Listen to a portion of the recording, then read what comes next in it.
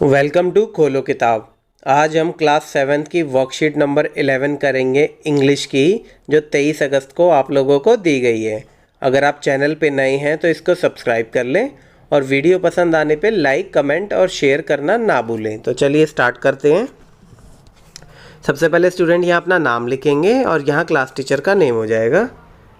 Let's revise the newly learned word of the chapter 3 questions. तो इस worksheet में 3 questions नाम से जो चैप्टर था, जो हम पिछली 2-3 वर्कशीट में कर रहे थे, उसके न्यू वर्ड्स के बारे में बताया गया है। तो देखते हैं। In the chapter 3 questions we learned some new words.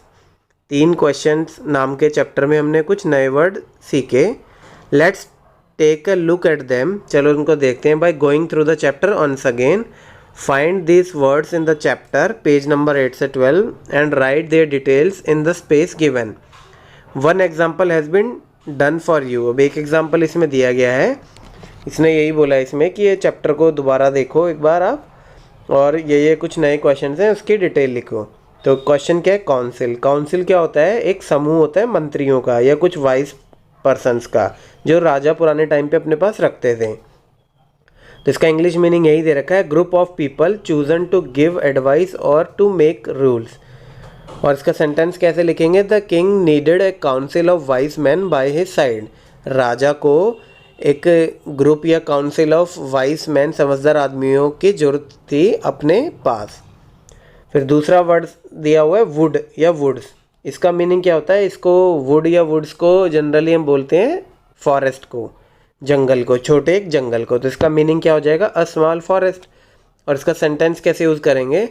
The hermit lived in a would which he never left. Hermit है, वो एक वुड में रहता था या एक जंगल में रहता था, जो वो कभी नहीं छोड़ता था। फिर तीसरा वर्ड है अफेयर्स। अफेयर्स का मीनिंग क्या दिया हुआ है? Things, matters, business. और इसका सेंटेंस क्या आएगा? What affairs are the most important. तो अफेयर का मतलब आपको पता चल गया, कोई चीज़ या कोई इम्पॉर्टेंट चीज़ के लिए बोलते हैं, या कोई भी बिजनेस वगैरह की चीज़ के लिए। और सेंटेंस क्या है? What affairs are the most important. इनमें से कौन से सबसे ज़्यादा इम्पॉर्टेंट अफेयर्स हैं या थिंग्स हैं या कोई काम की चीज़ है। फिर नेक्स्ट है फेंटेड। फेंटेड का मतलब होता है बेहोश होना। इसको इंग्लिश में मीनिंग क्या लिखेंगे? Lost consciousness. और सेंटेंस क्या हो जाएगा? ये सारे जो सेंटेंस हम बना रहे हैं, ये एग्जाम्पल मैं आपको 3 क्वेश्चंस चैप्टर में से ही दे रहा हूँ, ताकि आपको थोड़ा सा याद भी आ जाए उस चैप्टर के बारे में। When enemy reached the king he fainted and fell to the ground. जब दुश्मन राजा के पास पहुँचा तो वो दुश्मन बेहोश हो गया और ग्राउंड पे गिर गया या ज़मीन पे गिर गया। वो क्यों गिर गया था? क्योंकि उसको चोट लगी हुई थी। फिर नेक्स्ट है सीज्ड। सीज्ड मतलब कब्जा करना, ज़बरदस्ती कब्जा करना होता है। इसका मीनिंग इंग्लिश में क्या लिखेंगे? टुक बाय फोर्स, ज़बरदस्ती कब्जा करना। इसका सेंटेंस क्या लिखेंगे? The king put enemies brother to death and seized his property. राजा ने जो अपना दुश्मन था उसके भाई को मार दिया था और उसकी सारी प्रॉपर्टी जबरन कब्जा ली थी। फिर नेक्स्ट है हर्मिट। हर्मिट किसको बोलते हैं? उसको साधु को बोलते हैं, जो अकेले रहता है जंगल वगैरह में, या सेज भी बोलते हैं इसको इंग्लिश में। तो क्या लिखेंगे? मीनिंग क्या हो जाएगा हर्मिट का? A person who lives alone and leads a simple life. जो पर्सन जो अकेला रहता है और बिल्कुल सिंपल जिंदगी जीता है। इसका सेंटेंस क्या लिख देंगे? King decided to seek advice of a certain hermit who was widely known for his wisdom. राजा ने डिसाइड किया कि वो एडवाइस लेगा एक सर्टेन हर्मिट की, जो बहुत ज़्यादा पॉपुलर था अपने विजडम के लिए। फिर सेकंड है match the word in the list A with their meaning in list B. ये कुछ वर्ड दिए गए हैं, इसको मैच करना है इनसे जो इसके मीनिंग दिए गए हैं कुछ वर्ड। क्या? फेंटेड। फेंटेड का मतलब क्या होता है? बेहोश होना या बेहोश हो जाना।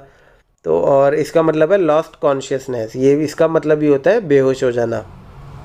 तो फेंटेड का आ जाएगा बेहोश हो जाना। फिर सेकंड है वाउंडेड। वाउंडेड का मतलब आपको पता ही होगा। वाउंडेड का मतलब होता है चोट लगना। तो यहाँ आपको ये दिया हुआ है जैसे सीवियरली इंजर्ड, मतलब चोट लगना। इंजर्ड को भी चोट लगना बोलते हैं, तो वाउंडेड का क्या हो जाएगा? Severely injured. फिर है अवोक। अवोक मतलब होता है जागना, जैसे नींद से कोई जागता है। तो इसका मीनिंग बेस्ट बन रहा है गॉट अप फ्रॉम स्लीप, नींद से जागना। तो ये हो जाएगा।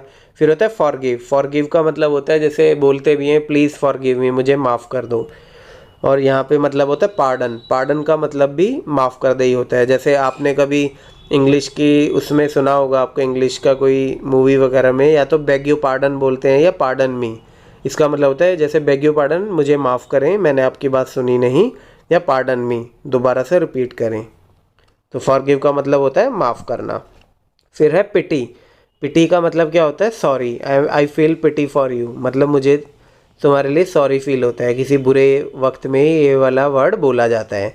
तो पिटी का मतलब होता है फील सॉरी फॉर यू। फिर होता है बेड्स। अब बेड से एक बेड तो होता है सोने वाला, बट हमें इसी में से मैच करना है। अब वो तो होता है BED बेड। अब बेड्स हैं तो काफ़ी सारे हैं। गिव बैक हो गया बचा है, या small patches of ground for plants.